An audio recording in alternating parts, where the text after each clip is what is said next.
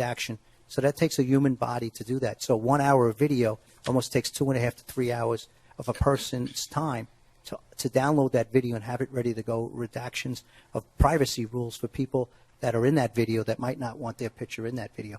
I've talked to other departments of similar size. I just went away to an industry organization to speak last week, and I was able to talk to a lot of my counterparts that have it. And it's almost sometimes 2 to 3 full-time employees to download that and do all the things afterward that need to be done.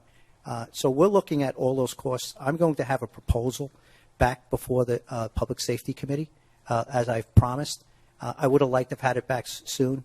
There's studies out on it. There's things that are very positive. It shows some police departments now are trying to move away from it because of the costs.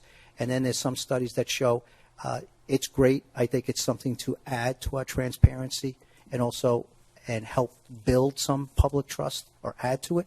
But it's not the panacea of building public trust. I just want everybody to know that, because building public trust is the way we're doing it now without them. And if we can add them, I'm all for it. And I just want to make sure everybody knows what it's going to cost us. I will have that out shortly. I'm just trying to get these vendors to give me pricing that I know I'm comparing apples to apples, so that even if I'm having trouble with it right now, trying to explain that now is going to be very difficult. And I've gone through this once before in the city of Chicago, trying to implement this. So I know what it takes to go through this, but there's new terminology, and they're using different terminology in every one of their proposals. So I appreciate your patience on this. I'm all for it. The mayor is all for it. We'll look to find money. But the last thing, once again, we've been somewhat successful. The Department of Justice now just put out a new grant for police departments that want to start up and use body-worn cameras. And we're going to apply for that. And I believe it's due in June.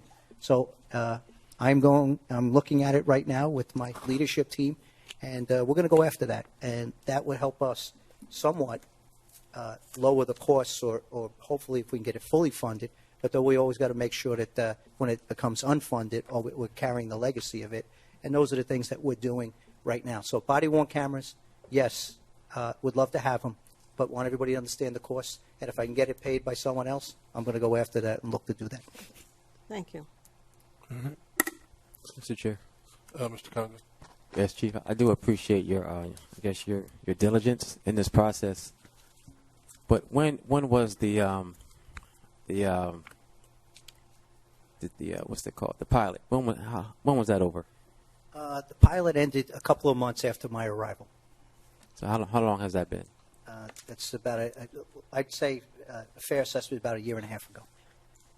And I guess you keep saying that it's going to be expensive, but we haven't been given like any numbers. And I don't know. It just seems like there's a resistance towards the department implementing body cameras.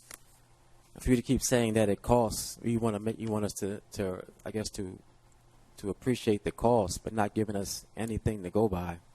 I'm just kind of confused by that. Like when can, I don't know. I don't even know how to put this into words without being disrespectful. But it's been so long, and for that pilot program to have been over almost 2 years ago, and we still haven't had any numbers for the community, for the council, for the administration, for the department. I'm assuming that you've seen numbers, but we haven't. I personally haven't seen anything, and it's just not sitting well with me. And I don't understand why. And I know you said you're going to come back before public safety. Before public safety and give us numbers, but when? And like what's taking so long? I don't understand it. Councilman, when we spoke about this at the public safety hearing, we spoke about some of the reasons. Some of that I've already taken ownership. And when I'm looking at it, the pilot ended 2018, so it's a little over a year. One of my priorities when I came into the police department, there was a lot of things going on as a police chief coming in and trying to assess and improve a place. I prioritized a lot of things, starting with patrol, starting with then detectives, working to human resources, OPS, trying to reduce crime, looking at everything very diligently.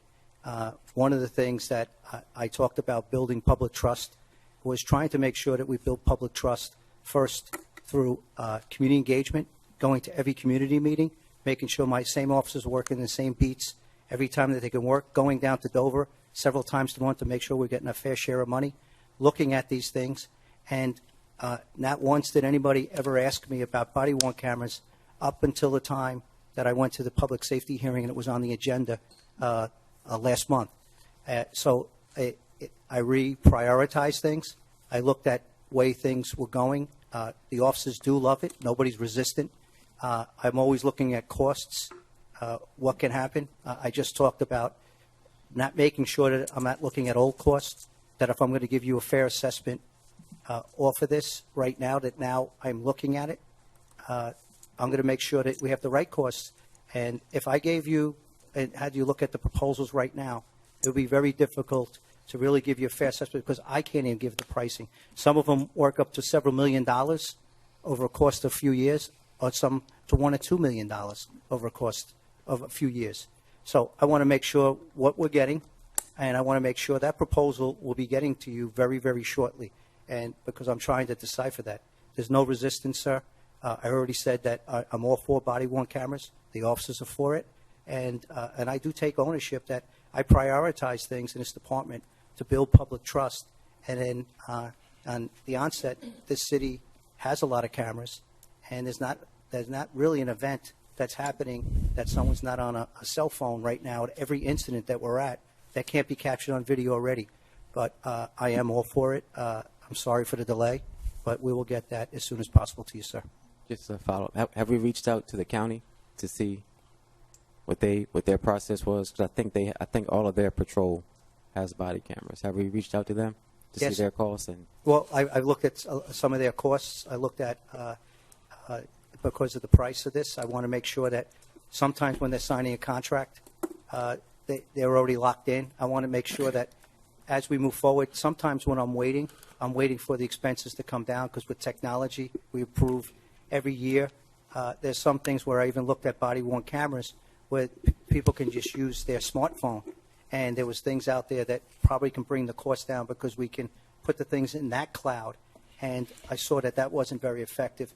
The county, we've talked about how they have to look at their storage and their FOIA requests and their prosecutorial and defense lawyer requests and how long we have to store it. Yes, we have been in conversation, but because of a contract this size, I have to look at several vendors before I can bring something to you. But yes, we are looking at them, and we've looked at other police departments. okay. Just one last follow-up. When do you think we can have some numbers or an answer, Chief? Sir, I've been looking at it. I've looked at it all last week. $130,000 for ammunition, duty ammo, training ammo, rifle ammo, and $800 for ballistic tank ammunition. Mr. Turner. Thank you, Mr. Chair. Chief, when is it appropriate for an officer to pull out his gun instead of the taser or vice versa?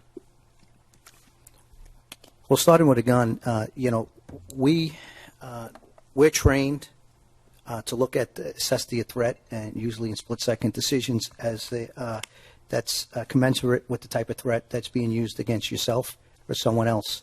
So if someone's using deadly physical force with a firearm or a knife, then taser is not going to work against that, a nightstick, or even some of our de-escalation strategies. So each situation is different. So we continually train on de-escalation. That's why we make sure that we institutionalize that training and the right training if you get yourself in that situation that you have to use deadly physical force.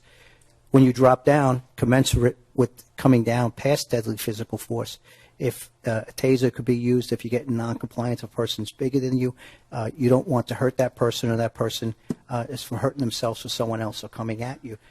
We train our officers to make sure to use non-lethal devices when they can.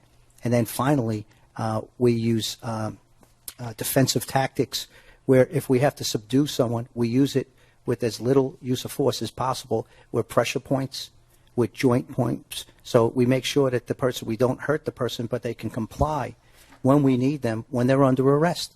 Because that's one of the things. It's not like the movies. Everyone does not comply when you say you're under arrest. there is resistance, and I've seen 90-pound women who do not want to be cuffed. They will not be cuffed unless you have to apply some of these defensive